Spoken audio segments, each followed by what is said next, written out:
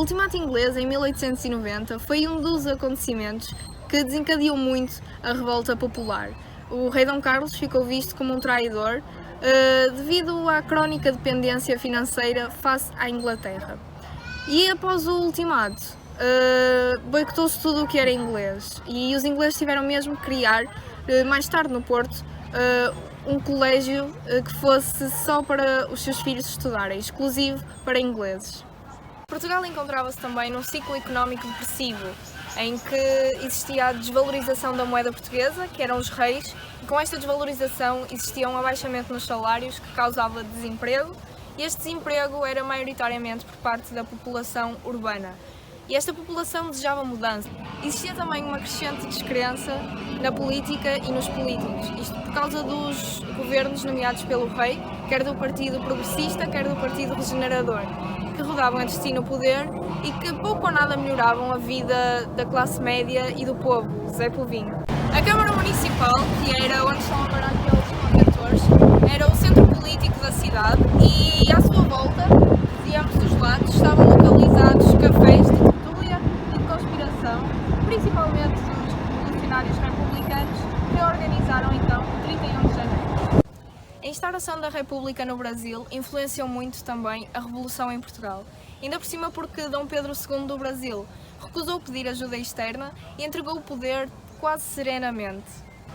O Partido Republicano Português sempre foi muito ativo e a imprensa espalhava os ideais republicanos e deteriorava a imagem do rei e do Parlamento.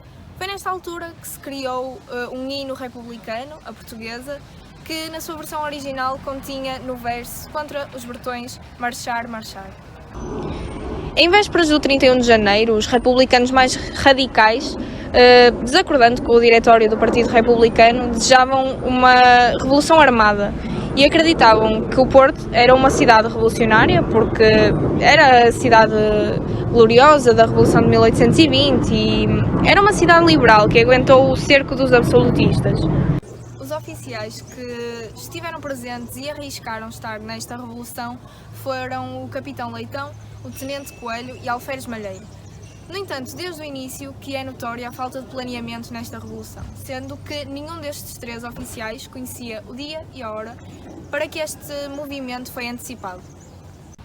Era claramente uma revolução de sargentos, visto que estes eram os que estavam mais descontentes com a monarquia e também eram os que estavam em maior contacto com a população, quer seja nos cafés, quer seja no dia-a-dia.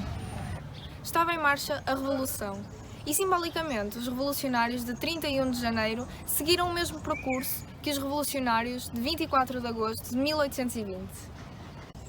Os revoltosos tinham-se reunido na madrugada de sexta-feira, dia 31 de janeiro, no campo de Santo Ovídio, hoje Praça da República.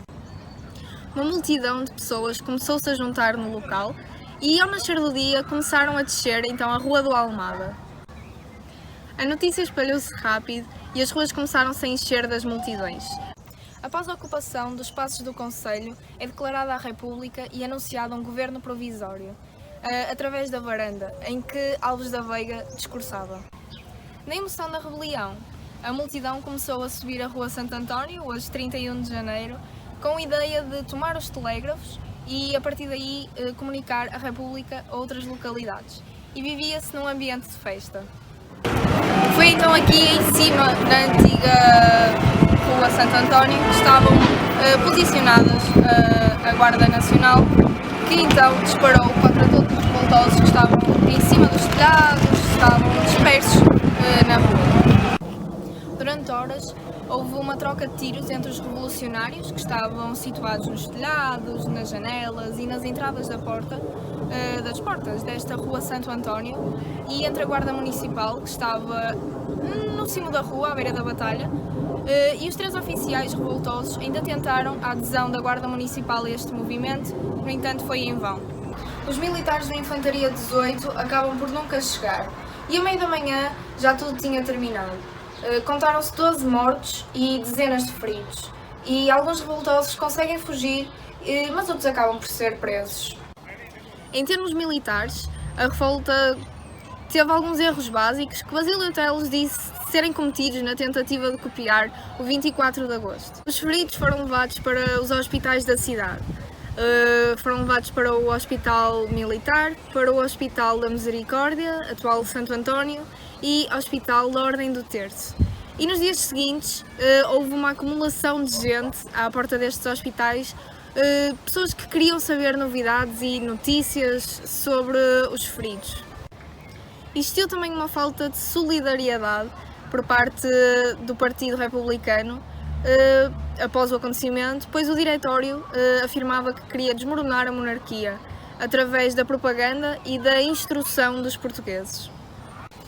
No domingo, que se seguiu ao dia da Revolução, a Praça da Batalha, a Praça Dom Pedro e a Rua Santo António estavam repletas de pessoas a tentar observar os destroços, que foram bastante divulgados pela imprensa. Os militares, os sargentos, oficiais, foram presos e julgados em conselho de guerra, e as penas foram bastante pesadas. Foram dadas ou em anos de prisão ou em anos de degredo em África. Já após a República, em 1912, é construído um monumento aos vencidos no 31 de janeiro. Este monumento é colocado no cemitério do Prado do Repouso, e em redor do monumento repousam alguns dos vencidos, como Alferes Malheiro, Basílio Teles e Miguel Verdial.